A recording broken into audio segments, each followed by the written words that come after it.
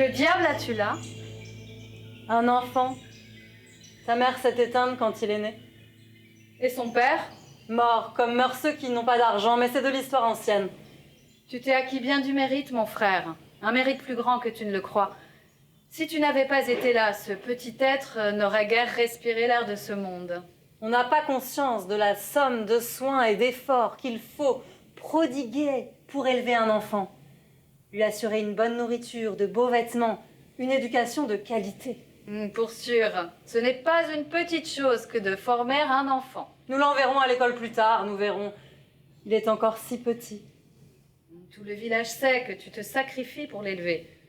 Je veux m'assurer qu'il ne manque de rien pour qu'il soit fort, robuste. Le bon air de la campagne lui fera le plus grand bien. Il sera vigoureux, illustre et craint. C'est écrit dans les astres. Il reprendra mes affaires et prendra soin de mes terres. Alors qu'il n'est pas de ton sang. C'est tout à ton honneur. Mon joyau, mon trésor. Si tu savais le mal que je me suis donné pour bâtir de mes propres mains toute cette fortune, tout l'argent que je gagne en songeant que c'est pour ce petit, le travail me devient une joie. Tout cet argent que tu dépenses pour lui doit s'estimer très heureux d'être ainsi dépensé. Exactement. Et quelle magie a donc livré... Ne bouge pas. Je le vois, je ne bouge pas. Vite, donne-moi un bâton. Pourquoi? Il est comme nous, sur la roue qui monte ou qui tombe. Bien loin encore de la délivrance. Il n'approche pas. Viens ici, petit serpent, n'aie pas peur. Sur quelle obscure rive du fleuve d'encre cherches-tu ton chemin pour venir à moi? Qu'il n'approche pas ou je lui brise les reins. Non, laisse-le vivre sa vie. Puisse ta délivrance, ô frère, arriver bientôt. Je hais le serpent.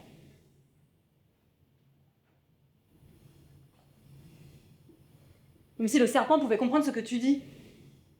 Qui sait? Je ne peux souffrir la moindre intrusion dans ce haut lieu de la propreté et de l'ordre. Rien de ce qui se passe au village, bon ou mauvais, n'échappe à ton regard vigilant. Ta haute et sévère figure plane, tel le jugement de Dieu. Personne n'oserait te défier. Et personne ne peut espérer m'extorquer le moindre sou. Personne. Personne. Personne. Personne, sauf si je le décide. Va. Pars.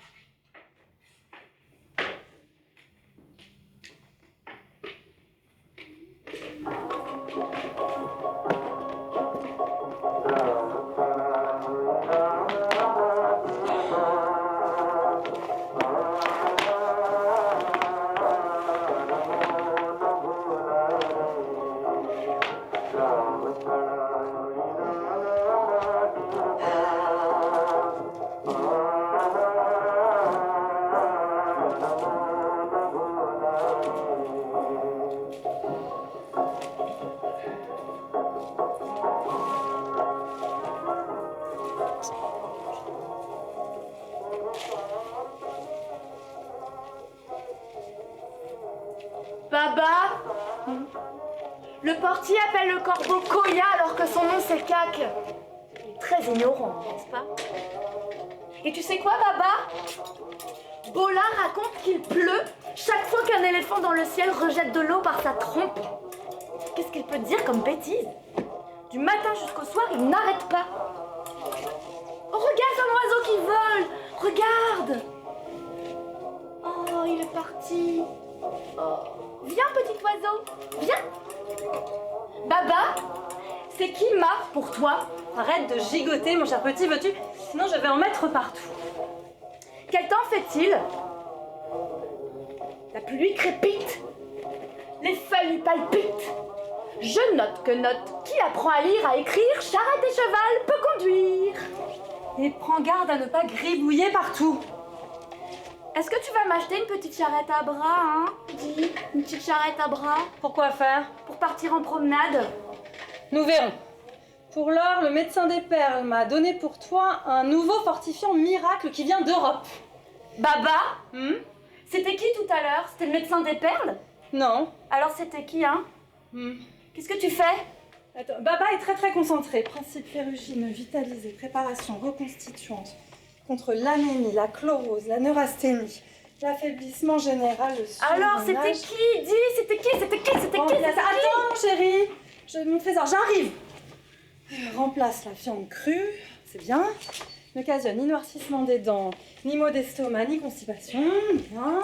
Alors, dosage, j'arrive, mon trésor. Dosage. Les professeurs prescrivent habituellement les doses suivantes pour les enfants de nanana. De 5 à 10 ans, une cuillère à entremets. C'est quoi une cuillère à entremets? 2 à 3 fois par jour au repas. C'est quoi une cuillère à entremets? Ou coupé avec de l'eau, avec laquelle il forme un breuvage limpide et agréable. Limpide et agréable, mon petit, tu entends?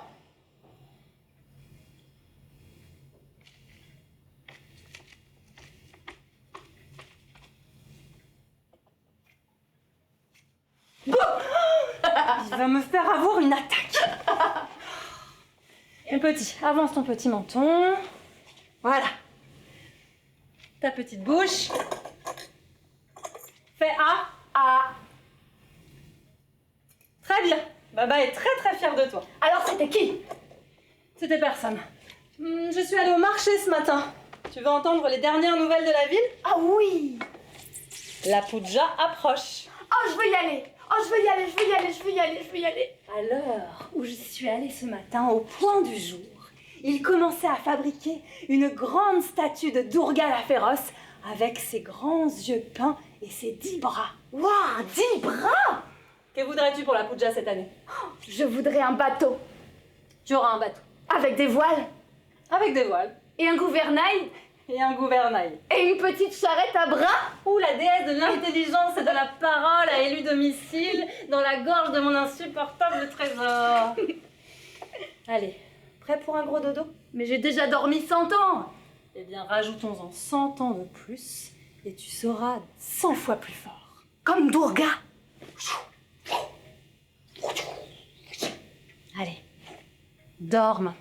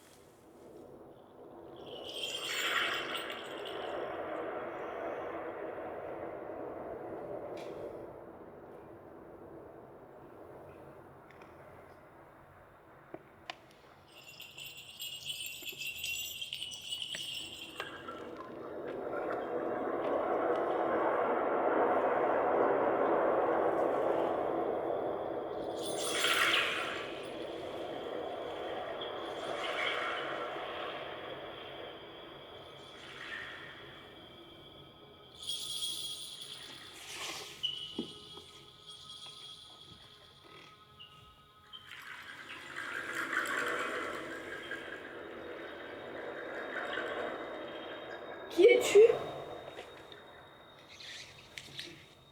Pas mal?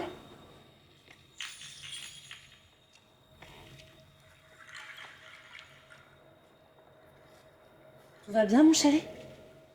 Oui.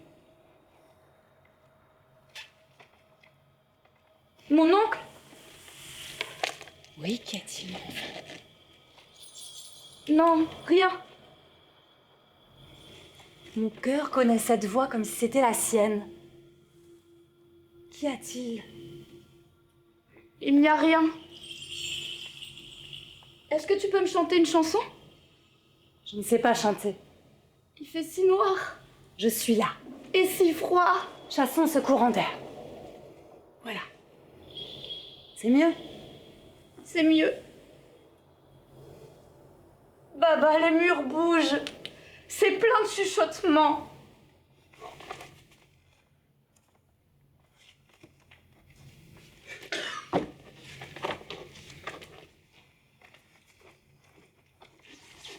Pourquoi craindre ce qui est absolument inexistant? Demeure tranquille, le sommeil va bientôt venir. Pourquoi me parler parles-tu avec cette grosse voix? Tu es fâché?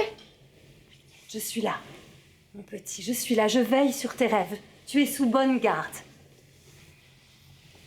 À présent, trouvons la coupable. Qui a volé le sommeil aux yeux de mon petit? Dors tranquille. Dors doucement. Le sommeil va t'être rendu. Mes regards plongent dans la grotte sombre où filtre à travers les galets un mince ruisseau. Dans la forêt où les lucioles prodiguent leur lumière, je demande à toutes les créatures: où demeure la voleuse de sommeil? Si je l'attrape, elle aura affaire à moi. Est-elle là? Non, là, oui, je la vois. Je monte subrepticement à l'assaut de son nid. Elle y entasse tous les sommeils volés. Je la dépouille de son butin et je l'emporte avec moi. Enchaînons-la. Enchaînons-la. J'attache solidement ses deux ailes. Alors, voleuse, à qui vas-tu dérober son sommeil à présent?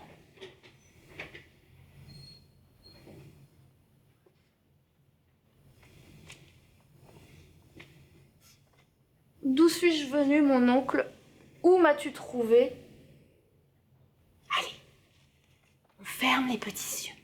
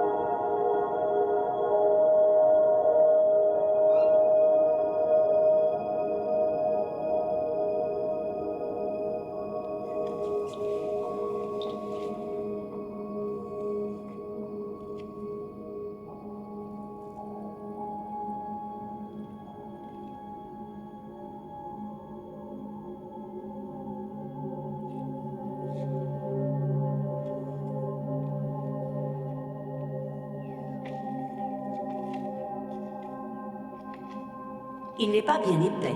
La balance penche en sa faveur avec brusquerie. C'est bon signe. Il est d'un poids raisonnable. Je lève mon verre à celui qui portera haut les couleurs de mon nom. Quel est son âge exact? Difficile de savoir. 14? 15 ans? Son visage a une singulière maturité. S'il devait en avoir 17 ou 18, il serait en retard sur son développement. Mais il est développé. Développé sur tous les plans. Il est plus jeune qu'il n'en a l'air. Vous paraît plus jeune que son âge. L'absence de tout duvet sur sa lèvre supérieure renforce cette impression trompeuse. Il est petit. Précoce. Pas si petit. Je ne suis pas petit. Regardez-le. Regardez-le. Regardez-le. Sa bouche prend un pli presque adulte. Ses yeux aux larges prunelles. Ont l'innocence de l'enfance. Bouton arraché avant maturité. Trop délicat pour transpirer. Il reprendra mes affaires et prendra soin de mes terres.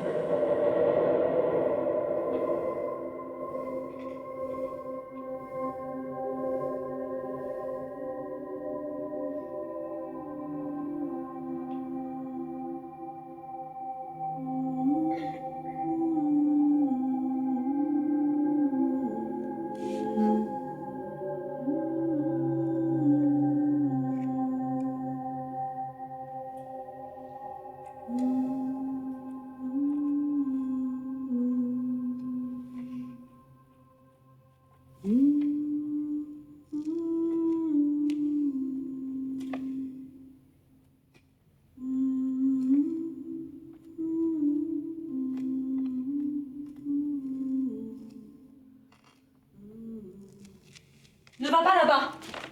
Rentre vite à la maison. Le vent et le soleil d'automne, tu comprends? Ne va pas dans la forêt. La forêt est hors limite. Je ne veux pas que tu y ailles. Pourquoi? Parce que je te le demande. N'est-ce pas une raison suffisante en soi? Avec ça, j'allais oublier. Viens, mon enfant. Ouvre la bouche, fais A. Ah, Est-ce que tu peux te baisser un peu?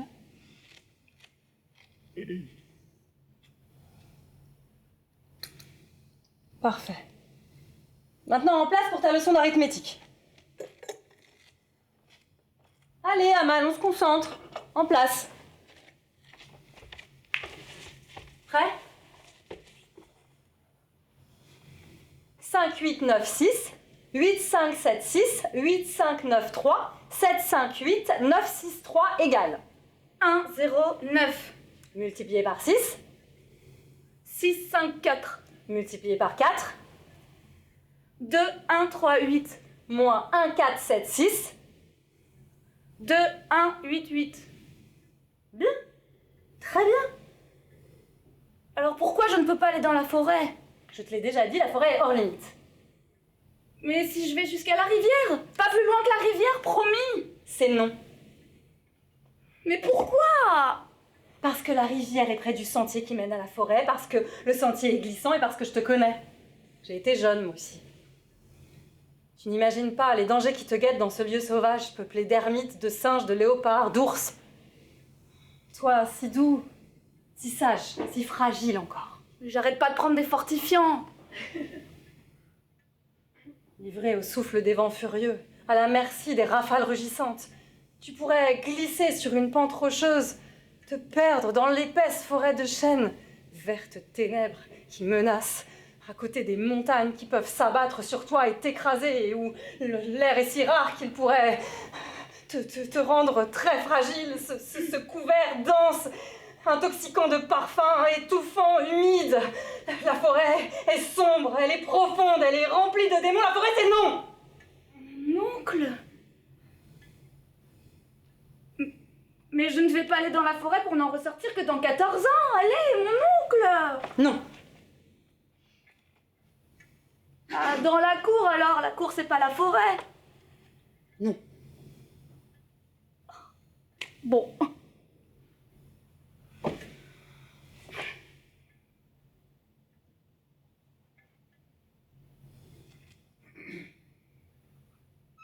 Tu veux jouer au jeu des bijoux avec moi? Tu es 10 fois plus à l'abri dans nos plaines aimables et bienveillantes. Il faut juste que tu sois patient. Tu es encore trop petit pour sortir tout seul, tu comprends? Mais je suis plus grande que toi. Mais tu seras toujours mon petit. Tu as l'air fatigué. Tu veux que je te lise une histoire? C'est pas la peine. Je peux très bien m'endormir tout seul. Je ne suis plus ton baba.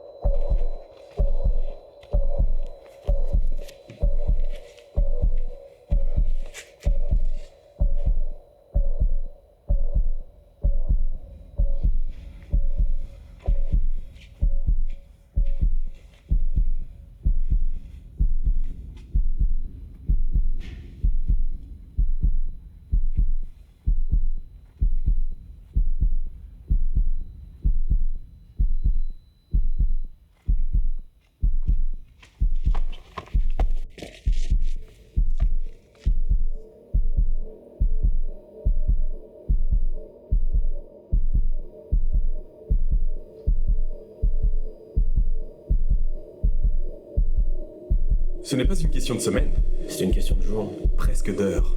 Il faut lui dire ou pas? Tout va si vite. L'affaire sera déférée au conseil, cela va de soi. Mais c'est un cas qui justifie l'action immédiate.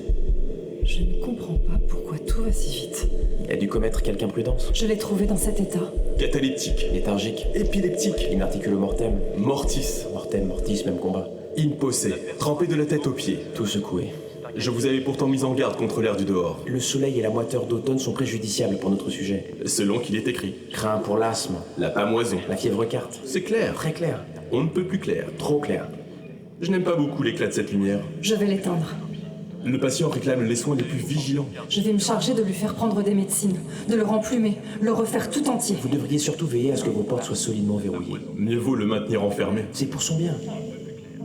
Sitôt de retour chez moi, je vous ferai envoyer un puissant drastique. Vous en ferez essai sur l'enfant, cela le sauvera peut-être. Si tant est qu'il puisse être sauvé. Chargé de lui faire prendre des médecines, de le remplumer. Voyez comment se comportent les jeunes gens aujourd'hui. S'en aller vagabonder la nuit, Sans autorisation. sans permission. Et pour finir, Tomber dans une rivière, en cette saison. c'est vraiment d'une banalité radicale. Et toi? Comment est-ce que tu te sens?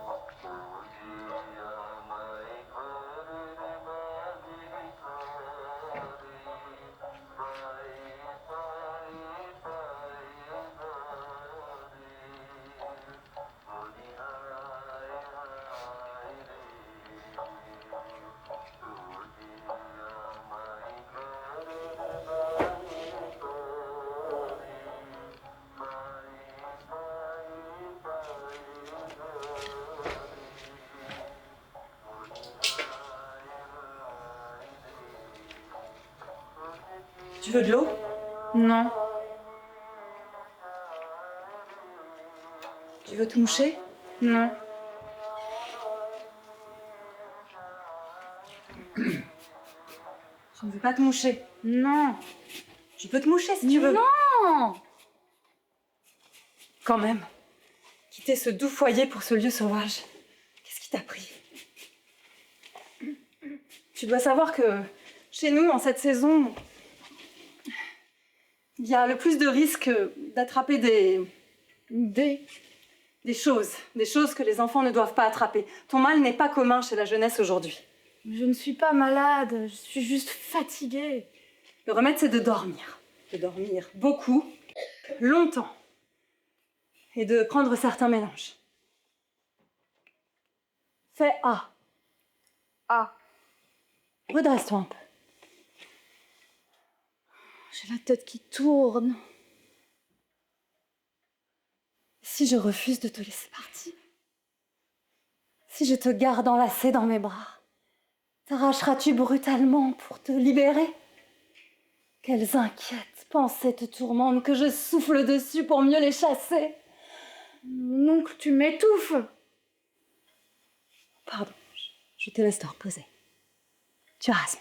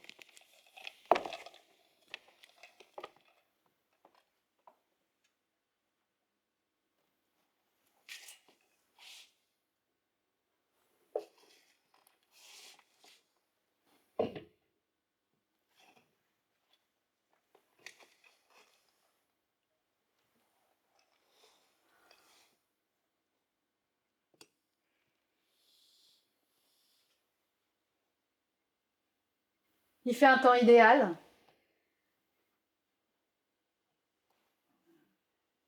Petit vent froid s'évite encore.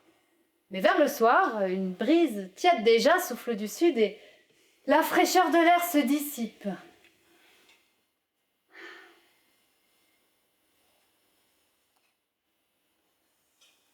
Ton acacia est magnifique. Oui, hein, tu trouves? Oui. Ouais, les petites branches, les gousses font un excellent fourrage. Que voilà un arbre bien généreux. Mais il a perdu bien des feuilles à la saison des pluies. On développera de nouvelles. Bientôt, on en verra poindre de toutes neuves. Tu crois? C'est dans l'ordre des choses. Mais il est encore faible. C'est difficile à accepter. Les médecins disent que pour le conserver, il faut le maintenir à l'abri du vent et du soleil d'automne. Crois-tu que ce soit vraiment nécessaire à la guérison? Les médecins disent qu'il mûrit trop vite. Qu'il pourrait me glisser entre les mains si je ne m'avise pas dès maintenant de le tenir solidement en laisse. Mais qu'est-ce qu'ils croient, les médecins? Que c'est facile de tenir un jeune buffle en laisse? Qu'ils ont beau dire ce qu'ils veulent de lui, moi je connais les fautes de mon enfant. Ce n'est pas parce que il est sage que je l'aime, c'est parce que c'est mon Coty. Que savent-ils de la tendresse qu'il peut inspirer? Eux qui prétendent faire le compte exact de ses qualités et de ses défauts. Et puis, y a-t-il du bon sens à guérir aujourd'hui un enfant pour le laisser mourir d'ennui à le claquemurer? Ce petit court devant l'orage, comment pourrais-je le retenir? Il ne me dit même pas un mois où il va.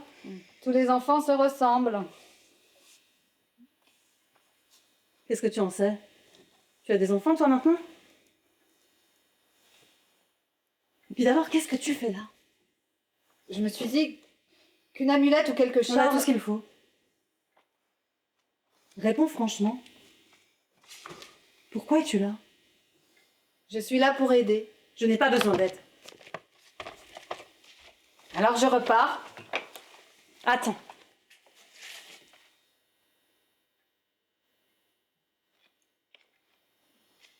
Tu as faim? Je me rappelle à présent qu'il y a longtemps que je n'ai mangé ou bu. Quelles sont les habitudes en fait de charité dans ce village? La demande-t-on en silence ou bien à voix haute? Qui m'en dit en silence, meurt de faim en silence. Donne ta séville. Donne, je te la rapporterai pleine. Qu'as-tu l'habitude de prendre pour le dîner? Est-ce que je trouve? Il m'arrive aussi de ne pas manger. D'où viens-tu? Je viens des montagnes où l'air et l'eau sont frais et purs. Pas autant que dans nos plaines. Quelle rivière as-tu du côté de Bénarès? Nous avons le Gange. J'avais dans l'esprit l'idée d'une certaine rivière dont l'eau guérit. C'est le Gange qui s'y baigne en sort pur et monte aux dieux, paraît-il. Ce n'est pas de cette rivière-là dont il s'agit. La mienne permet de s'affranchir de la roue des choses. Mon rêve m'a dit de la chercher un peu plus au nord. Ce n'est pas une petite affaire que de chercher toutes les rivières du Pendjab. Moi, le bon limon qui assure l'inondation de mes terres me suffit bien. Il y a une rivière au bas de mon acacia, tu as dû la voir, j'imagine. Je l'ai vue. Jadis, chaque jour, une petite fille déposait une feuille d'aloès sur l'eau et la regardait flotter. La feuille, portée par le tourbillon, tournait sans fin. Cette petite fille, c'était ma sœur. Bien sûr. J'avais peur qu'elle s'approche du bord de la rivière. Je lui disais « La rivière, prends garde à la rivière !» Dès que son ombre tombait sur l'eau, je mourais d'envie de la tenir, de la retenir, mais évidemment, elle n'écoutait jamais ce que je lui disais. Bien des années plus tard, quand elle a voulu épouser cet homme, une brute, je lui avais dit « N'épouse pas cet incapable, ne l'épouse pas !» Couvert de dettes, il s'est mis à boire, à vagabonder le long des lignes de chemin de fer. Un mari qui abandonne femme et enfants. Les hommes de cette espèce, on devrait leur fourrer des charbons ardents dans la gorge. Cette nuit-là, c'était une nuit de pleine lune. La rivière était en crue. Il est revenu, il était ivre. Le ton est monté, elle l'a chassé. J'étais loin. Si loin, en fait. J'ai entendu un bruit d'éclaboussure et puis plus rien.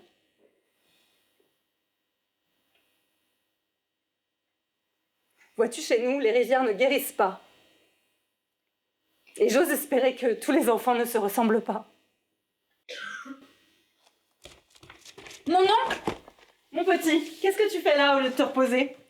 Ça y est, la fièvre est tombée. Va-t-on voir?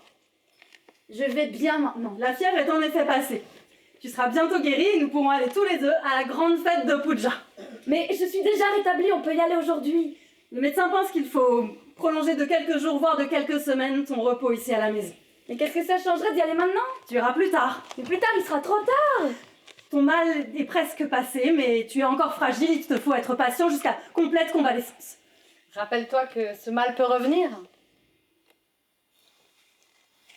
Vous venez des montagnes, j'ai tout entendu. Combien de fois t'ai-je dit de ne pas écouter aux portes, Amal? Faut bien que je m'occupe. Tout le monde dans le village dit que les hommes des montagnes sont des guérisseurs. Qu'ils font des charmes, qu'ils ont des amulettes et des mélanges aux odeurs de peste et des breuvages au goût pire que du crottin de cheval noir mêlé à du soufre. Le veilleur dit même qu'ils ont des drogues. Amal! Des drogues chaudes, chaudes et déchirantes, qui descendent et luttent contre le mal avec une telle violence qu'il ne reste plus rien après. J'ai tout entendu. Je ne suis qu'un prêtre vagabond. Ma science médicale ne concerne que l'âme. Tu n'as besoin ni de mes bénédictions, ni de mes malédictions. Amal, c'est bon, c'est fini là, ça suffit? Tu as fini? Non. Non, j'ai pas fini. Je veux la lumière. Je veux le ciel. Je veux la chaleur du soleil. Je veux la liberté. Même si je dois, comme lui, ne jamais me laver et mendier en haillons toute ma vie. Je ne veux pas rester un moment de plus ici. Ici, c'est petit, c'est sinistre, c'est sombre, c'est laid. Et puis, tu l'as dit toi-même, il faut que je profite du bon air de la campagne. Et tu voudrais que je meure d'ennui, que je passe ma vie à dormir dans mon lit. La similitude de tempérament est étonnante. Je reviens sur ce que j'ai dit, mon frère. Cet enfant est bel et bien de ton sang. Vous en connaissez beaucoup, vous? Des parents qui refuseraient de laisser leur enfant courir à l'air libre? Peut-être, oui. Si c'était pour sa sécurité. Amal, qu'est-ce que tu as fait de ton... De ton... Je m'en suis débarrassée. Comment ça? Je m'en suis débarrassée, il était couvert de poussière, on respire mieux. Ah, attention! Tu vois, tu es encore malade et tout est branlé. Je vais aller chercher à manger au village. Il me faut sur l'heure des cailles, des légumes, des foies de volaille, des citrons pour les sorbets. Et pour le reste, on en reparlera. D'abord, il faut que tu te nourrisses. Le reste, non, on verra plus tard. Et si tu m'y autorises, je peux, en ton absence, veiller sur lui. Oui, barre la route. Et que personne n'approche jusqu'à mon retour, je reviens bientôt. Et toi? Tu me promets de te reposer bien sagement et de ne pas sortir, n'est-ce pas? Par sans crainte. Je reste tenir compagnie aux gamins.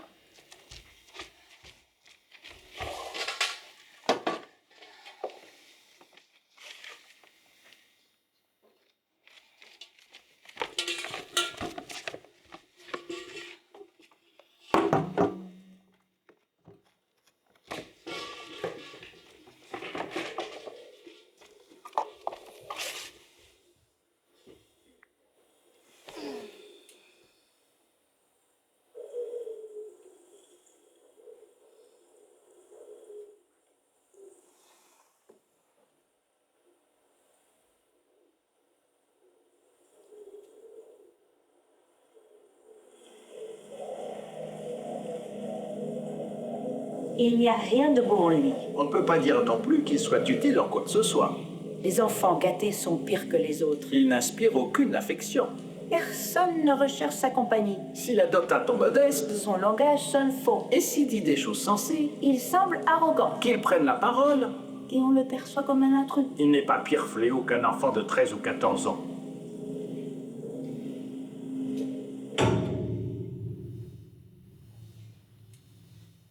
Pourquoi assombrir la lune en cachant ton visage? Je ne veux pas vous voir. Je reste dans l'ombre, comme ça tu ne me verras pas. Je peux très bien me tenir compagnie tout seul, vous savez. Je n'en doute pas. Parce que j'ai l'habitude d'être seule. Tu sais jongler? Non. Danser? Non plus. Jouer de la flûte? J'aimerais bien. Mais tu sais faire quoi alors? Mais je peux juste offrir ma présence. Moi, je sais faire plein de choses. Y a quoi dans ton sac? Tu veux voir? Vas-y, prends.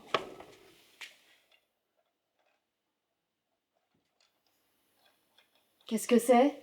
Un jeu fort instructif auquel je n'ai pas joué depuis très très longtemps. Désires-tu en faire une partie avec moi? Je n'ai plus en tête toutes les règles, mais si ma mémoire est Non, bonne, c'est pas la peine, je peux très bien m'occuper tout seul. comme tu veux.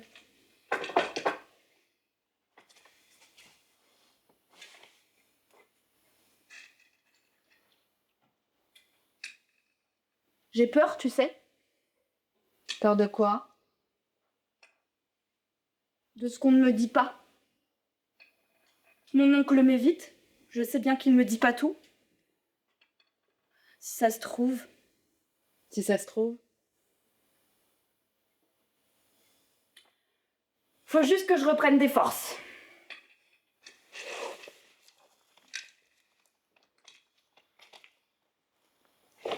Il est très inquiet pour ta santé. Tellement inquiet qu'il ne quitte pas la porte de ta chambre. Quand il fait couler tes larmes, son cœur pleure avec toi.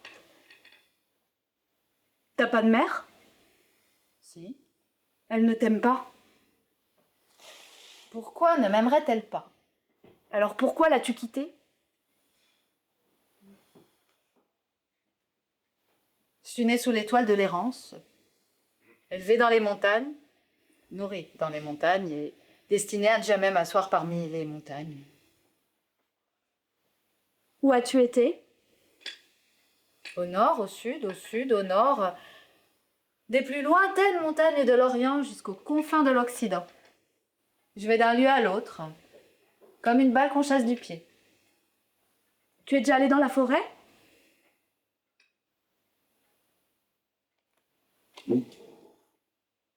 La vie est tellement plus terne ici, tellement moins réelle. Ça y est, je finis ma collection. Alors ça, ce sont ceux qui sont gentils. Ça, ce sont ceux qui sont pas gentils. Moi, je suis pas très gentille.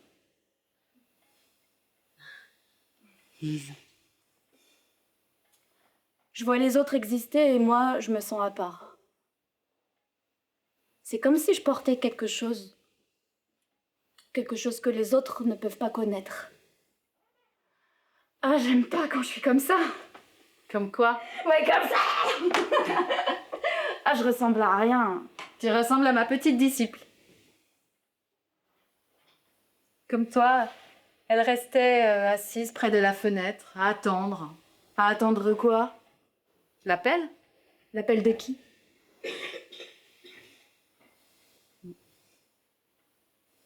Parle-moi d'elle.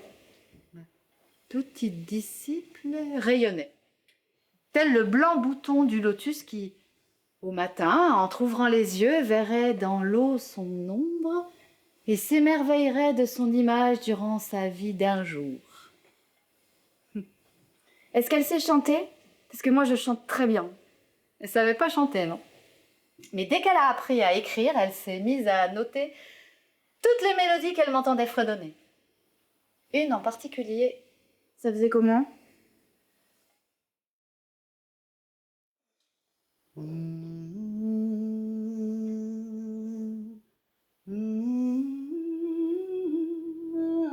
Mais je la connais.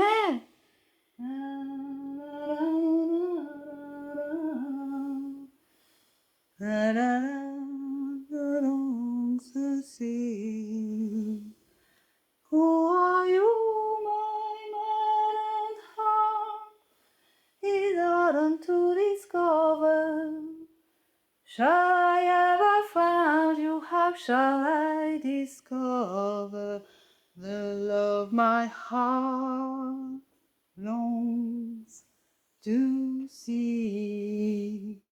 J'ai rien compris, mais c'est beau. Hein. Aimerais-tu apprendre l'anglais? Tu comprendrais alors la signification de ces paroles. J'aimerais beaucoup.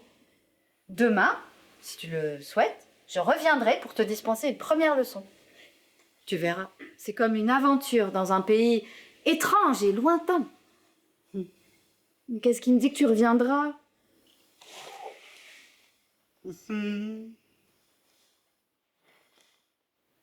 Tiens, je te la confie.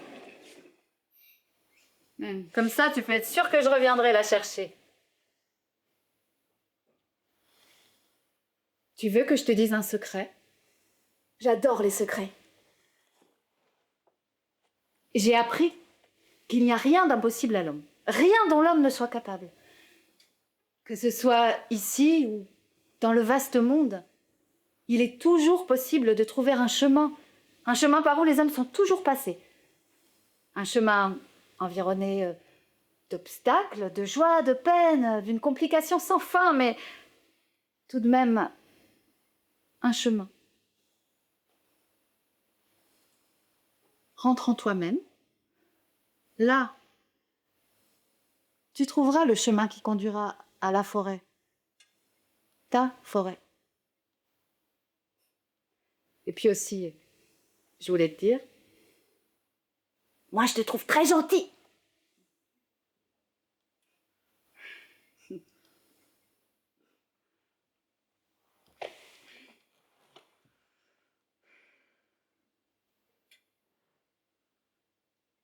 The dusty road, the red road with endless highway, to all that far off land unknown, that my heart so longs to see.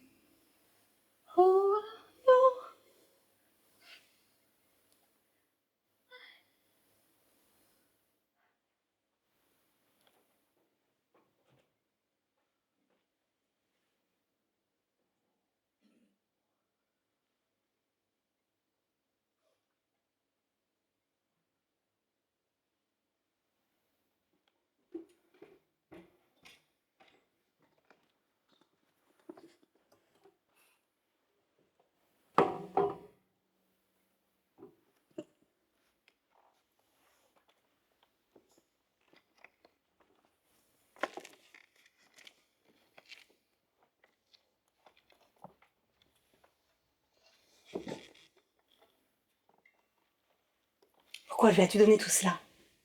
Ne lui donne plus rien à l'avenir.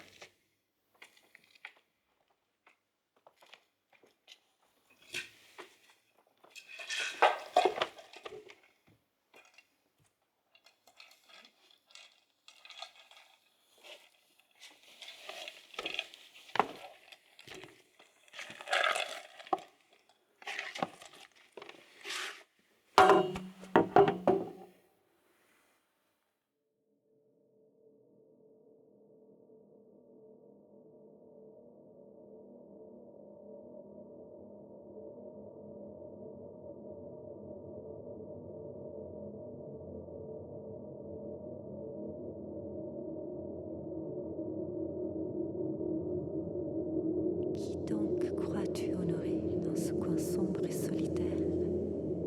Ouvre les yeux et vois que ton Dieu n'est pas là devant toi. Me connais-tu? Il ne me souvient plus de ton nom. Je suis la première grande douleur de ta jeunesse. Est-il épuisé le profond trésor de tes larmes? Tu disais alors que tu chérirais à jamais ta peine. Le temps a passé. L'homme oublie. Moi, je ne t'ai pas oublié. Laisse-moi entrer. La lampe n'a pas été allumée. Je ne puis t'inviter à entrer. Un jour viendra où la fleur du corps saturée de chaleur se fanera. Ce jour-là, l'enfant viendra à moi et tu ne pourras rien faire pour l'en empêcher. Les roses pour embaumer doivent patienter encore. L'enfant n'est pas prêt. Viens. Vieni da me. Oh, mon jeune ami, n'y va pas. Éveille-toi. Risvegliati. Destati. Éveille-toi. Viens. Que cherches-tu?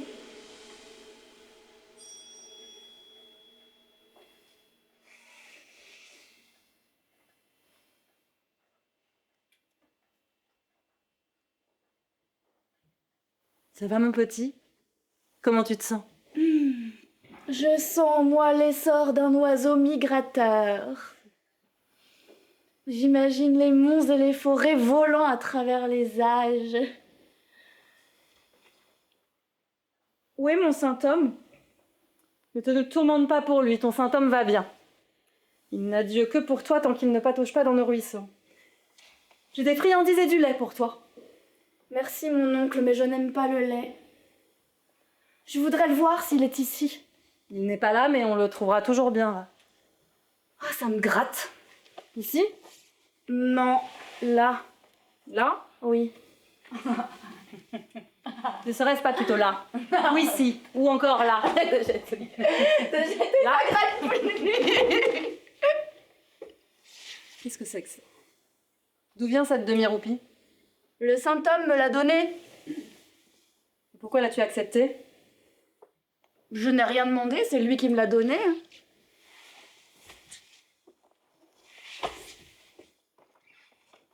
Il vient d'un autre monde, mon Saint-Homme. Il vient de loin, de par-delà les neiges, d'un lieu très éloigné. Il sait les astres, mais ne dérange pas les étoiles pour de l'argent. Il a voyagé 3 ans à travers l'Inde. Il a vu les rajas, les éléphants harnachés d'or et d'argent. Et il va m'apprendre l'anglais. C'est pas un mendiant du bas pays. C'est le plus saint homme de tous les saints hommes. Tout ce qu'il y a de plus beau, de plus grand, de plus précieux sur cette terre, il l'a vu. Mon cœur s'irrite un peu que tu vois autant de mérite chez un homme si peu connu. Laisse-moi frictionner l'autre pied. C'est vrai. Mais je les vois, moi, ces vertus. Et puis mon cœur se sent entraîné vers lui. Les cœurs sont comme les chevaux, ils viennent et vont contre mort ou molette. Tourne un peu la tête vers moi, mon enfant, écoute-moi. T'ai-je remis sur pied et frictionné les 10 doigts de pied pour m'entendre jeter à la figure les mérites de Sven-Pied? Qui suis-je pour toi, mon oncle? Tu es mon petit. Ça ne te suffit pas. Pourquoi tu veux jamais me dire où tu m'as trouvé?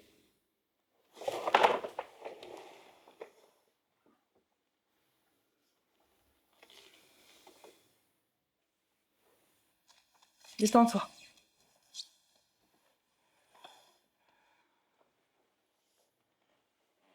C'est bien tendu, là. Souffle quand j'appuie. Souffle bien encore.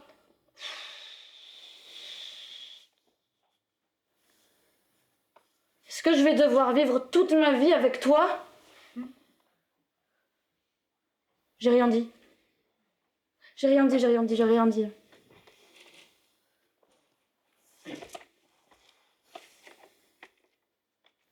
N'empêche que je le sais bien, moi, que ma place n'est pas ici.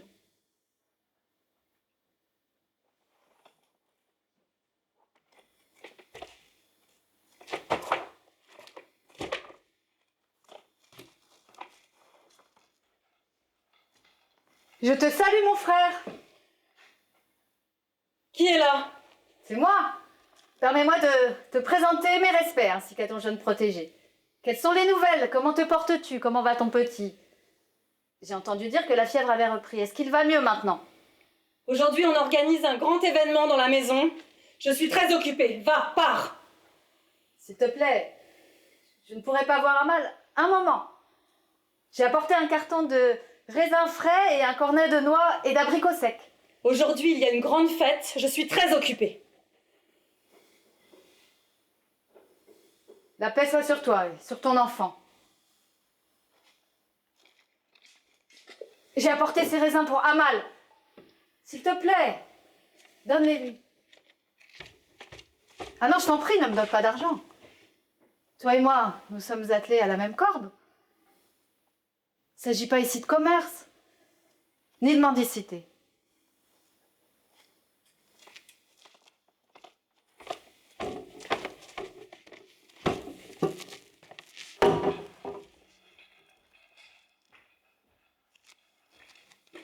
Amal? C'est bon. Va le voir, ton saint homme.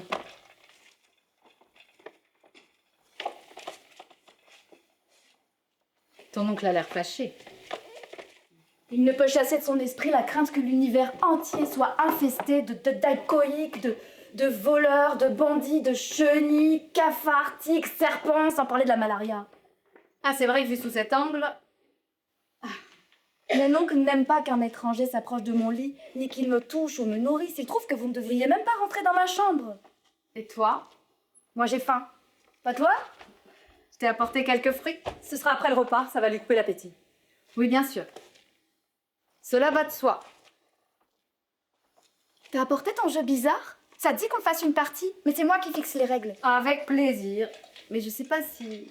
Oh bah t'inquiète pas pour mon mari, il est d'accord. Hein? Vous êtes d'accord? Ça ou autre chose si vous ne mettez pas le bazar partout. Promis. Merci, mon oncle.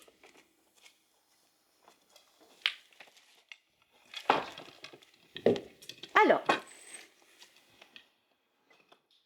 ça, c'est ton côté. Ça, c'est le mien. Et pour commencer, non, en fait, tout le temps, tu choisis un trou et tu prends l'ensemble des graines qu'il y a dedans pour les distribuer dans ce sens. Mais là, il en manque une, hein. Oh, il y en avait une par terre tout à l'heure. Ah, je vais la servir. Non, j'y vais. Vas-y, continue.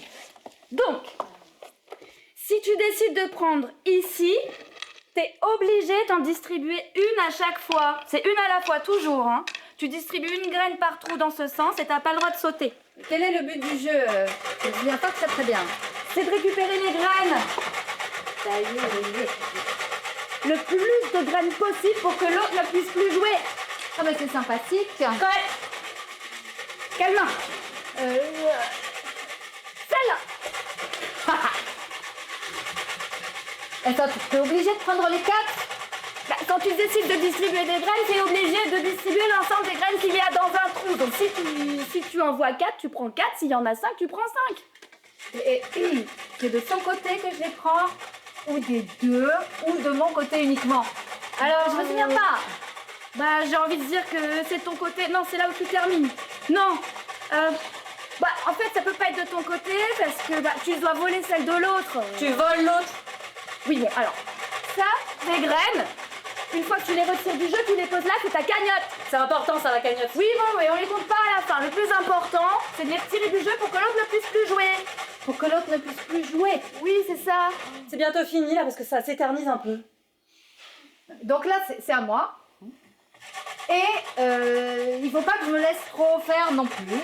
Voilà. Ben, je retire ça et ça. Mais non. Mais si. Mais si tu fais ça, tu vas en avoir 3. Alors que la règle du jeu, c'est quand il n'y en a plus que 2 ou une, là, hop. Ça, j'avais pas la même règle. Mais parce que sinon, il va y en avoir plus qu'une dans chaque trou et là, ça va être trop long. C'est déjà très très long. Bon, sa graine, elle vient pour voler. Voilà, c'est la clé. Eh oui, Et tant pis. Mais je suis toujours pas sûre d'avoir bien compris. c'est sûr que dans ce jeu, il n'y a pas de place pour les rêveurs. Qu'est-ce que tu sous-entends par là exactement? Rien, je dis juste que pour cumuler le plus de graines possible, il faut être pragmatique, vif d'esprit et sans pitié. Mon frère, Mon frère. Ou tes gouttons? j'approche la rive de la terre du soleil couchant. C'est peut-être ma dernière rencontre avec toi. De tout mon cœur, je saisis cette occasion pour te supplier de ne pas te laisser détourner par l'appel de la démesure, ni l'esprit de l'accumulation sans fin. L'utilité grossière tue la beauté. Nous avons partout sur cette terre une vaste production de choses, d'immenses organisations, d'immenses administrations, des empires qui obstruent la voie de la vie. La civilisation attend une grande apogée, une expression de son âme dans la beauté. Est-ce une vision que tu as eue? Quelqu'un t'a fait une prophétie? Cela doit être ta contribution au monde. Ma contribution au monde. Mais qu'as-tu accompli en rendant les choses belles? Qu'offriras-tu à l'humanité en retour de ton privilège d'exister? J'ai les mains qui enflent. Vous avez épluché trop de carottes. Tu me vois toi maintenant. Tous les saints hommes font des rêves. Et à force de les suivre, leurs disciples acquièrent le même pouvoir. J'aimerais bien devenir ton disciple. Ça me fatigue. Ce ne sont pas les rêves qui vont te nourrir, mon enfant. Et surtout pas les jeux. Mais les carottes, si.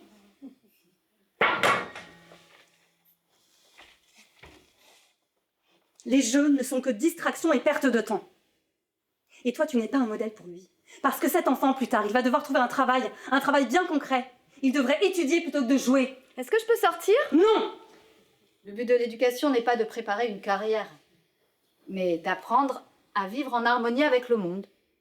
Eh bien, toi qui sais tant de choses, vas-y, donne-nous une leçon d'harmonie. Eh bien, justement, c'est prévu, je dois lui donner aujourd'hui une première leçon d'anglais.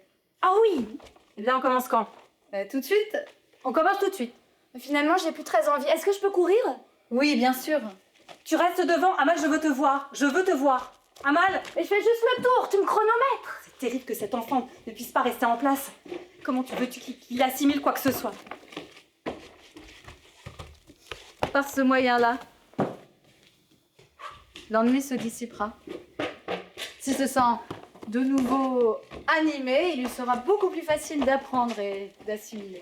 Et là, il est clairement bien animé. J'en suis à combien, mon oncle? J'espère que le chronomètre continue de tourner parce que là, je suis en train de battre mon record. Vous ne voulez toujours pas me laisser sortir, mon oncle? Aucun problème, je suis très bien ici. Tous les enfants devraient s'habituer à parler et à apprendre en marchant. Tout comme les enseignants. La marche accompagne la pensée d'une façon des plus naturelles. C'est bien lorsque l'humain se transforme en vagabond que le discours devient naturel et spontané. Les leçons et les idées peuvent alors être assimilées tellement plus facilement.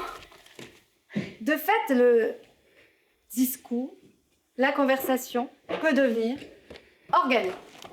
La conversation devient un peu trop organique pour moi. Primordial est le contact avec la nature. quand enfant, j'étais obligée d'aller à l'école, mon sentiment était celui qu'un arbre pourrait éprouver si au lieu de le laisser vivre pleinement sa vie, on l'abattait pour en faire des caisses d'emballage. Tu ne vois pas le rapport. L'enfant doit partir à la découverte, privilégier l'expérience directe. Laisse ton gamin courir.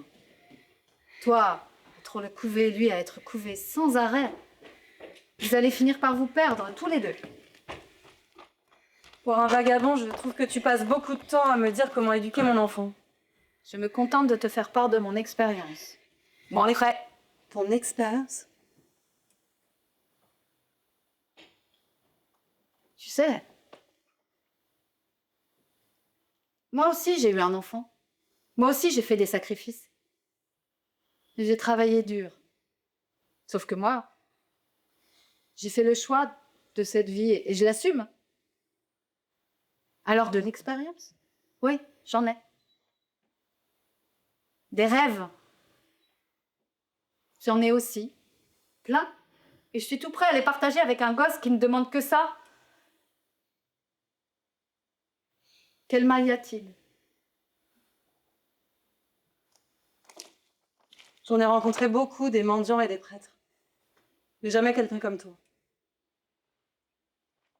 Retourne dans tes montagnes. Va voir ton enfant.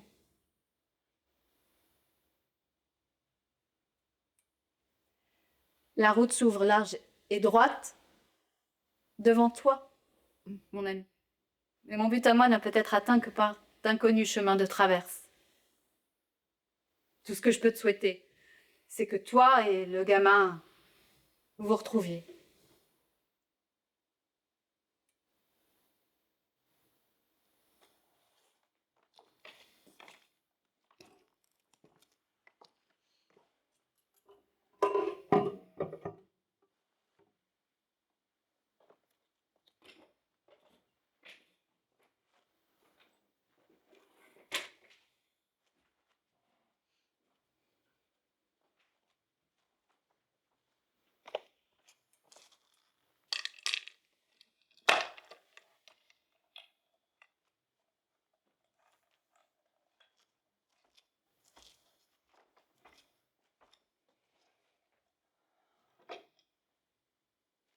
L'heure s'obscurcit. Amal, viens m'aider à préparer les lampes pour la veillée. Amal. Où est-ce qu'on passait cet enfant?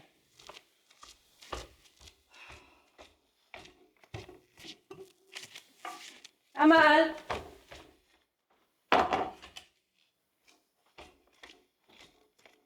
Amal, ce n'est pas drôle.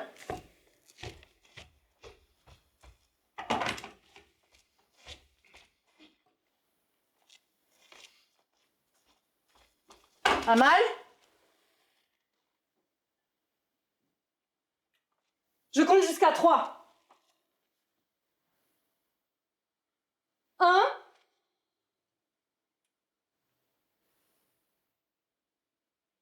2. Amal!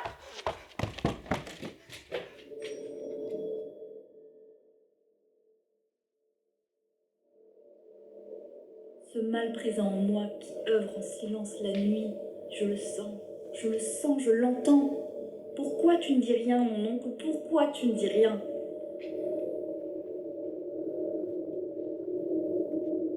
À qui penses-tu? À personne. Dis-moi, qui donc attends-tu? Personne. Ton sang brûle tel le feu. Il y a au fond de toi une magnifique fleur rouge épanouie. Je peux la voir. Laisse-la éclater.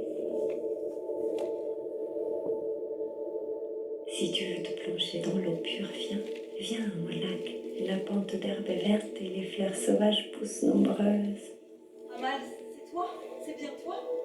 Mes yeux ne voient plus très bien. Comme tu as grandi. Qui suis-je? Tu es l'arbre, la graine et le germe. Tu es la fleur, le fruit et l'ombre. Tu es le souffle, la parole, la pensée. Tu es ici. Tu es là-bas. Tu es tout.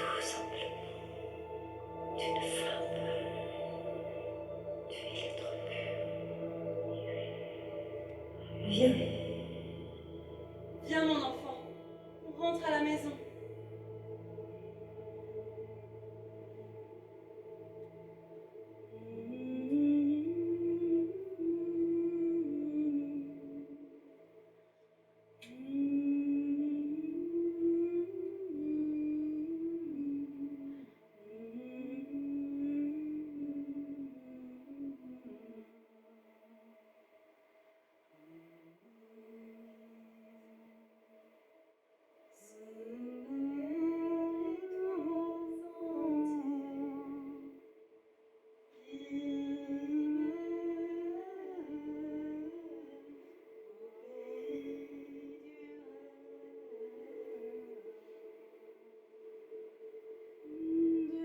Depuis longtemps, un démon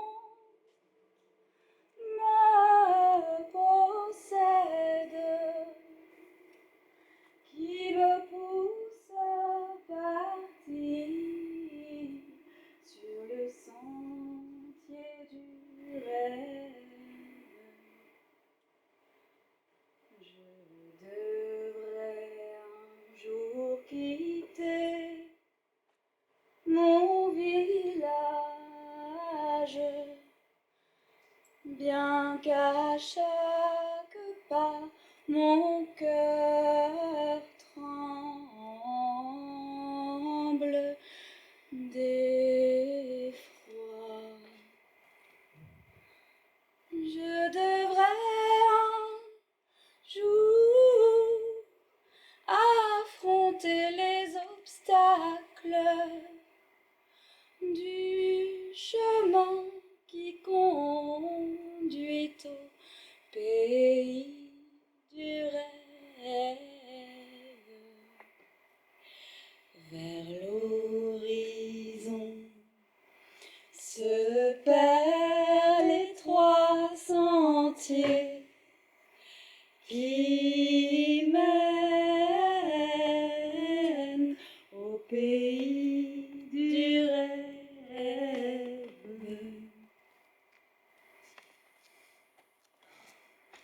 D'où suis-je venu, mon oncle? Où m'as-tu trouvé? Tu étais caché dans mon cœur.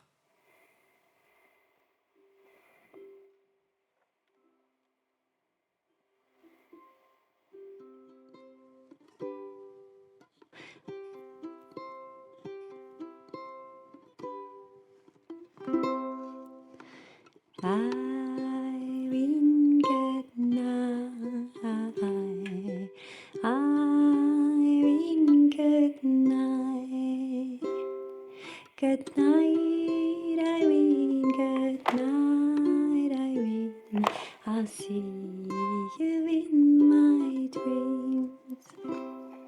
Sometimes I live in the country.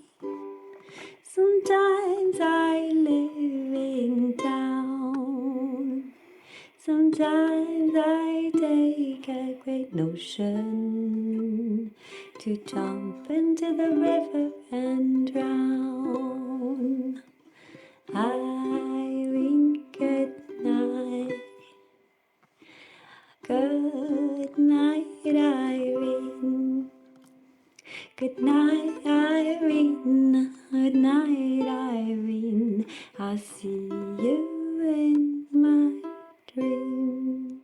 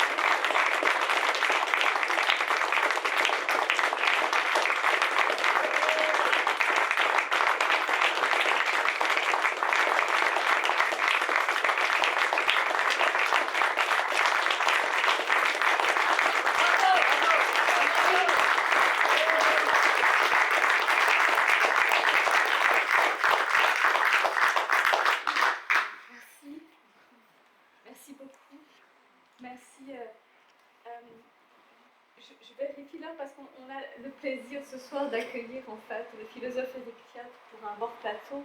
Mais juste avant, je voulais vraiment en fait prendre ce temps-là pour remercier vraiment l'équipe qui m'accompagne en fait dans ce projet depuis très longtemps. C'était... J'arrive pas à trouver les mots. Alors je vais aller à l'essentiel. Alors là...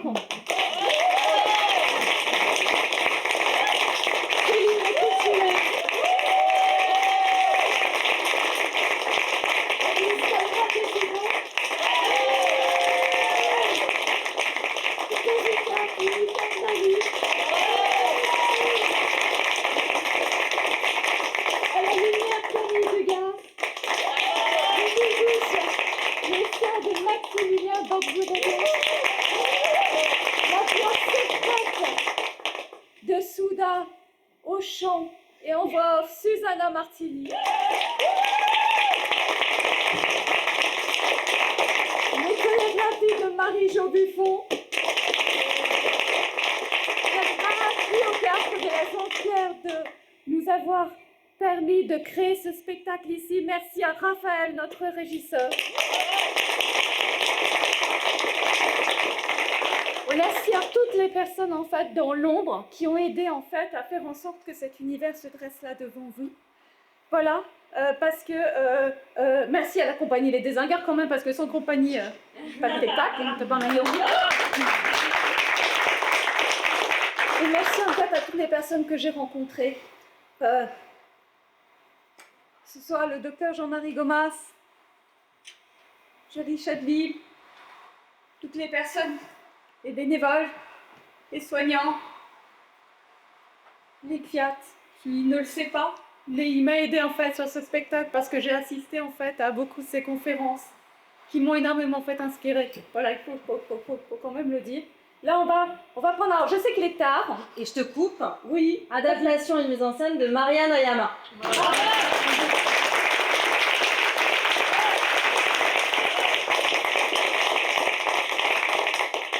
Et au goût de m'avoir faim, soif, mais je me disais, parce que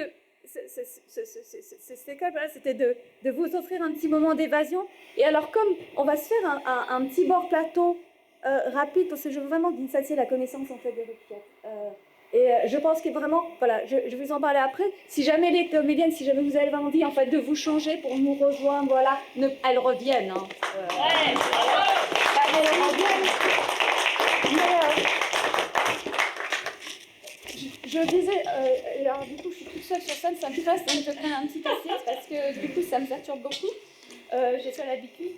Et bien évidemment, je ne vous prends pas en otage, hein, parce que je sais ce que c'est, quelquefois on se dit oh là là, un bord plateau. Mais en fait j'ai vraiment envie de vous passer la connaissance en fait d'Éric Fiat, parce qu'il est de ces rencontres, comme le docteur Gomas, qui permettent en fait de nourrir un projet c'est pas que un texte, c'est pas que le texte, bien sûr il y a l'univers de Tagore, mais il y a aussi en fait tout ce regard, toute cette réflexion qu'il peut y avoir derrière, qui m'ont beaucoup guidée, qui m'ont beaucoup alimentée, autour en fait du soin. Qu'est-ce que c'est qu'en fait de prendre soin? Qu'est-ce que c'est aujourd'hui de prendre soin de soi, bien sûr, de prendre soin de l'autre? Qu'est-ce que c'est aujourd'hui dans le monde actuel de prendre soin de son âme, de maintenir son âme en vie? Comment est-ce qu'on peut faire ça en fait dans le monde actuel, qui est si troublé? Et tout ceci, ces rencontres que j'ai eues, m'ont permis justement de comprendre que, ben voilà, moi là tout de suite, je suis devant vous, je me sens hyper vulnérable, mais c'est ok. Aujourd'hui, c'est quoi d'être vulnérable dans un monde en fait qui vous demande d'être fort, d'encaisser les coups? Quand vous perdez un proche, sois fort. Qu'est-ce que ça veut dire? Sois fort. Pourquoi est-ce qu'on ne peut pas aujourd'hui se laisser aller à cette vulnérabilité? Et c'est là-dessus justement que je me disais, pour avoir en fait rencontré, entendu Éric Fiat, qui est philosophe, spécialiste en fait des questions éthiques et médicales, j'allais dire musicales parce qu'il est musicien. Voilà, je voudrais juste inviter Éric à nous rejoindre en fait sur le plateau pour cet échange.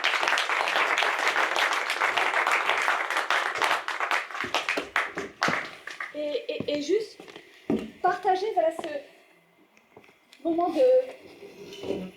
de réflexion, de questionnement autour de ce texte, de cet univers en fait littéraire, poétique, comment ça peut rencontrer en fait les questions qu'il peut y avoir aujourd'hui. Et je vous propose, voilà, on a cette contrainte qui est que le théâtre de la Jonquière ferme à 22h, mais je vous propose juste voilà, d'avoir ce temps de questionnement, de réflexion en fait avec Éric, et un temps d'échange qu'on pourra par la suite, parce qu'il faut prendre le temps, ça fait partie de prendre soin aussi de soi, de prendre un tout petit peu de temps, si vous l'avez, échange que l'on pourra poursuivre dans un café en fait à côté chez Irène et Bernard par exemple, voilà, si le cas vient de vous. Mais juste avant, voilà Éric, quand on s'est rencontrés, quand je vous ai fait découvrir ce texte en fait, et merci de l'avoir lu et merci d'avoir accepté de venir, alors qu'on ne se connaît pas plus, voilà, et que je ne courais pas c'est par vous. Moi je me demandais par rapport en fait à ce texte-là, s'il y avait une phrase, un mot, un moment qui vous avait parlé et que vous aimeriez partager. Une phrase. Je vois exister les autres, mais moi je suis à part. C'est comme si je portais en moi quelque chose qu'ils ne peuvent pas connaître. Je n'aime pas être comme ça. Je ne ressemble à rien. Voilà la phrase que je prendrais pour épigramme. En disant cela, le personnage croit dire son unicité, sa singularité, alors qu'en fait, il ne fait rien d'autre que révéler d'une parole aussi simple que la neige, aussi pure que la suie, il ne fait rien d'autre que révéler ce qu'il en est de la condition humaine. C'est-à-dire que nous pensons que les autres sont adéquates à eux-mêmes, adéquates au monde, et nous pensons être les seuls à ne pas jouir de cette adéquation, alors qu'en vérité, nous pourrions tous dire, toutes dire, je vois exister les autres, mais moi, je suis à part. C'est comme si je portais quelque chose qu'ils ne peuvent pas connaître. Je n'aime pas être ainsi. Je ne ressemble à rien. Je conçois qu'il est difficile de prendre la parole. J'ai tellement peur que la parole philosophique apparaisse comme prosaïque après tant de poésie. Et pourtant, la parole philosophique, si elle reste fidèle à son origine, doit porter un peu de poésie. Et je donnerai la parole à un poète, Henri Michaud, qui dans un de ses plus beaux textes écrit « L'enfant sait ce qu'il en est de l'infini, il en vient ». Ne donnons pas trop vite à cette parole un contenu religieux, l'enfant comme parcelle de l'éternité divine. Non, Michaud était athée comme un cochon, on supposait que les cochons soient athées, c'était cochouise, bon. Et cependant, cette parole dit en effet que, oui, tout être humain vient de l'infini, il vient d'aucun temps, d'une énigme. Et le fait de savoir que nous sommes le résultat de l'amour de cet homme et de cette femme ne tarit pas la soif des origines. Si j'étais pas terre, ne le diriez. En effet, tout se passe comme s'il y avait une tache aveugle à l'origine de notre être, un angle mort. Il est évidemment incarné dans cette histoire, puisque à la question « mais d'où viens-je, qui suis-je » jamais il n'obtient réponse. Mais même si on vous dit « vous venez de cet homme et cette femme », oui, tout être humain est une parcelle d'infini. L'enfant sait ce qu'il en est d'infini, il en vient. Pour bien l'accueillir, il faut l'accueillir dans un monde fini, bien sûr. Sinon, il risque de vivre ce qu'on pourrait appeler le vertige de l'infini. Rappelez-vous des derniers tableaux de Van Gogh, où toute la réalité, mais celle qui paraît la plus solide, est prise dans une espèce de spirale angoissante, vous savez, et même des choses très stables, comme une église d'Auvers-sur-Oise, un docteur Gachet, eh bien, sont pris dans cette espèce de spirale. Oui, nous venons de l'infini, mais pour ne pas subir ce que j'appellerais le vertige de l'infini, nous avons besoin d'être accueillis dans un monde fini. Mais en même temps, on n'est juste que l'éducation qui, à la fois, donne à l'enfant ce monde fini, sans lequel il vivrait la torture de l'infini, mais qui, en même temps, respecte cette part d'infini. Voilà la première remarque que j'avais à faire. La deuxième, c'est que, en effet, la question, si bien mise en image par Gauguin sur les rives du Pacifique. Qui sommes-nous? D'où venons-nous? Où allons-nous? sera toujours sans réponse. Mais à cette énigme, nous devons la merveilleuse richesse poétique dont nous nous nourrissons. Et il me semble en effet que l'art, alors qui est apparu sous la forme d'abord du jeu, puis ensuite de la danse, puis ensuite du chant, l'art n'est pas un luxe, ou alors il est le plus indispensable des luxes. Je emprunte cette formule à Jean Giono, le grand romancier, vous le connaissez, dont le dernier texte s'appelle « De certains parfums ». Et Giono dit que le parfum n'est pas un luxe, ou alors il est le plus indispensable des luxes. Le parfum permet d'affronter et parfois de vaincre les mystères les plus terribles. Et bien, ce qu'il dit du parfum, je le dirais de l'art. Et c'est illustré magnifiquement ici. Enfin, parce que vraiment, ce serait être forcément prosaïque que d'être trop long. Pourquoi cette pièce, c'était l'une de vos questions, nous parle le temps? Eh bien, c'est parce que, en effet, nous vivons un monde où nous risquons de nous perdre. Je crois que notre monde ressemble à celui de Montaigne. Et c'est à Montaigne que je donnerai le dernier mot. Montaigne a vécu la fin d'un monde et une série de prises telles qu'il en est effrayé. Il y a eu les guerres de religion, il y a eu la peste noire, il y a eu la découverte d'autres mondes dans les cieux. Ça, c'est l'affaire de Kepler, de Galilée. Il y a eu la découverte d'autres mondes sur la Terre. Ça, c'est l'affaire de Christophe Colomb, de Magenta. Et résultat, le monde dans lequel il était venu au monde se met à vaciller. Et c'est là que Montaigne a cette formule tout absolument extraordinaire. Le monde n'est plus qu'un branloir pérenne. Un branloir, c'est une balançoire. Hein. Le monde n'est plus qu'un branloir pérenne. Tout branle. Les rochers du Caucase, les pyramides d'Égypte, la terre, et du branle commun et du branle sien. Ça veut dire quoi? Le branle commun, c'est-à-dire que le monde fait bouger les choses, même les choses qui paraissent stables, vous voyez? Et les choses bougent d'elles-mêmes. La constance même n'est rien d'autre qu'un branloir plus languissant. Quand on a trouvé une formule comme ça, je crois qu'on peut être heureux. Et donc, dans ce monde, en effet, tout branle, tout bouge, et à ce moment-là, vous avez la tentation du repli. En effet, on veut s'approcher à un monde qui ne changerait pas, vous voyez, et donc on se resterait pris dans cette chrysalide. Non, surtout ne change rien. Et c'est la tentation de certains contemporains de Montaigne qui cherchent une sagesse de la stabilité, de l'immobilité, qui ne veulent pas justement aller dans la forêt, qui ne leur paraît que le lieu inquiétant par excellence. Or, Montaigne va dire « renonçons à une sagesse de la stabilité, inventons une sagesse branlante ». Si quelqu'un arrive, il ne faudrait pas qu'il donne un caractère un peu trop érotique à mon propos. Hein. Mais en effet, et Montaigne a appris à danser, a appris à chanter. Et savez-vous quelle était la danse préférée de Montaigne? Le branle. Eh bien, cette pièce me semble nous dire que dans ce monde où tout branle, où tout change, où nous avons parfois envie de nous replier sur nous-mêmes, eh bien, nous devons prendre le risque du branle. Enfin, la dernière chose que je pourrais dire, oui, c'est, pour reprendre, alors la première phrase je l'ai dite, la deuxième phrase c'est que faisait-elle? Elle restait là, à attendre. À attendre quoi? Un appel. Eh bien, il me semble qu'il y a en chacun d'entre nous une radicale et définitive inadéquation à nous-mêmes qui me paraît pouvoir être une chance. Parce que cette inadéquation à soi-même, je la nommerais l'anxieuse anticipation d'une promesse. Quelque chose qui nous porte à la rencontre d'une lumière que nous pressentons et d'où nous subissons au fond de nous-mêmes la stimulation, la brûlure prévenante. Elle était là, immobile, elle attendait, elle ne savait pas ce qu'elle attendait, mais finalement elle a trouvé son salut dans le fait d'attendre ce qu'elle ne savait pas devoir attendre. Et cette radicale et définitive inadéquation de nous-mêmes, eh bien, vivons-la comme une chance, c'est ce que j'appellerais l'anxieuse anticipation d'une promesse, qui nous pousse à la rencontre d'une lumière que nous pressentons et dont nous subissons au fond de nous-mêmes la stimulation et la brûlure prévenante. Un dernier mot sur la vulnérabilité.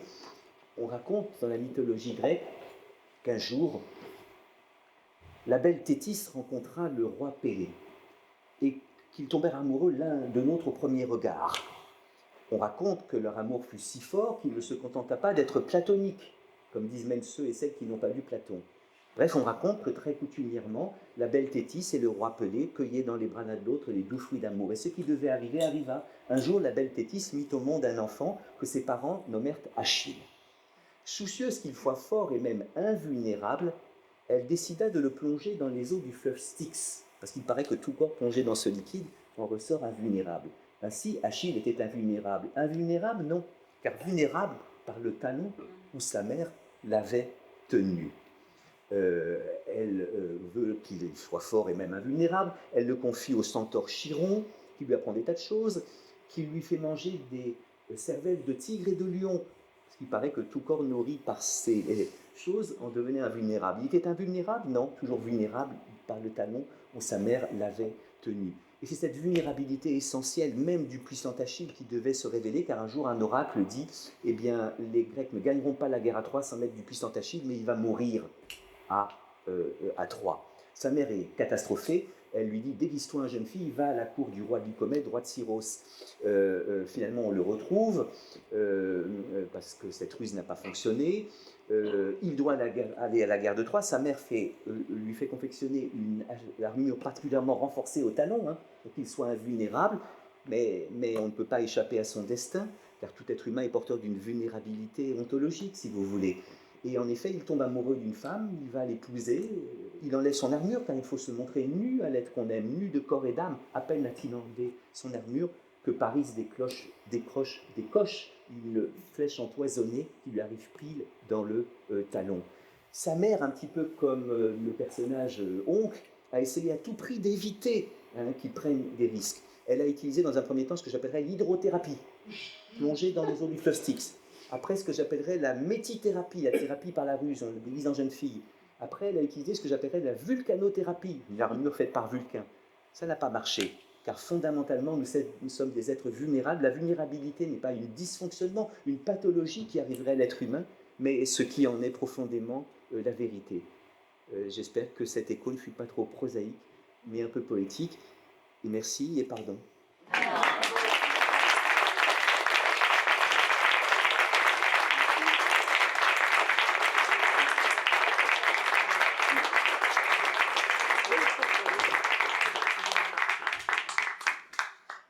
Merci beaucoup.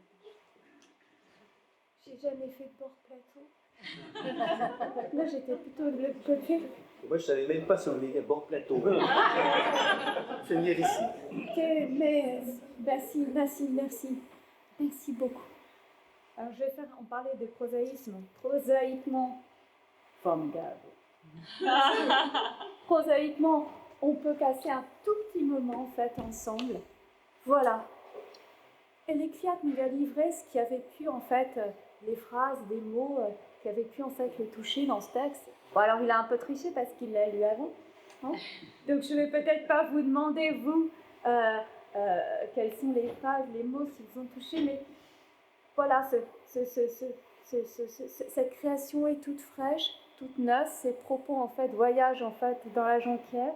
Je ne sais pas si ces propos vous ont touché, en fait, à un certain endroit. Et s'il y a quelque chose que vous aimeriez tout simplement partager avec nous, en écho peut-être avec ce qui peut se passer, les questionnements que vous pouvez avoir autour de ce que vous avez vu, entendu. Voilà, nous sommes là pour vous, vulnérables sur ce plateau. Et à votre écoute, s'il y a quelque chose que vous avez envie tout simplement de partager avec nous. Donc en gros, prosaïquement, si vous avez des questions. Moi,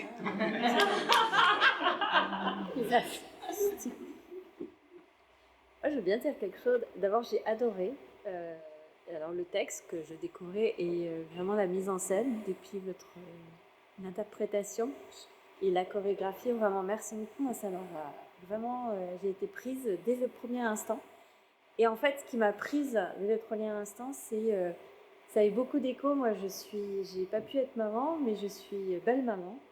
Et en fait, tout de suite, c'est venu percuter mon vécu de belle maman. Voilà, je suis hyper émue et voilà, j'ai été complètement prise par ça. Il y a eu une très grande résonance et merci. Vraiment, c'était un beau cadeau. Merci beaucoup. Merci à vous.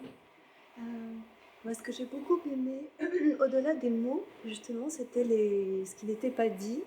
Il y a beaucoup de silence, beaucoup de danse, de gestes. J'ai beaucoup aimé la façon dont vous avez bougé de façon très fluide. C'était très beau, juste à regarder, pas seulement à écouter.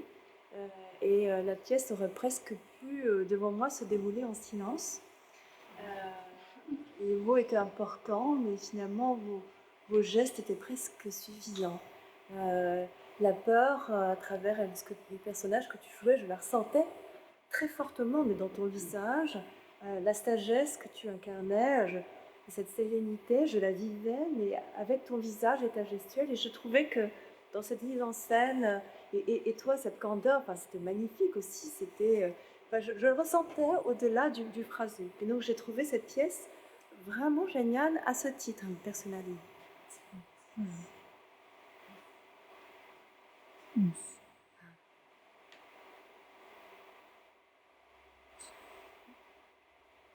ressentez quelque chose?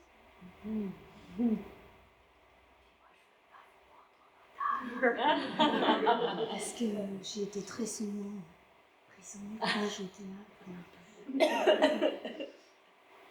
Merci beaucoup. Merci Marianne.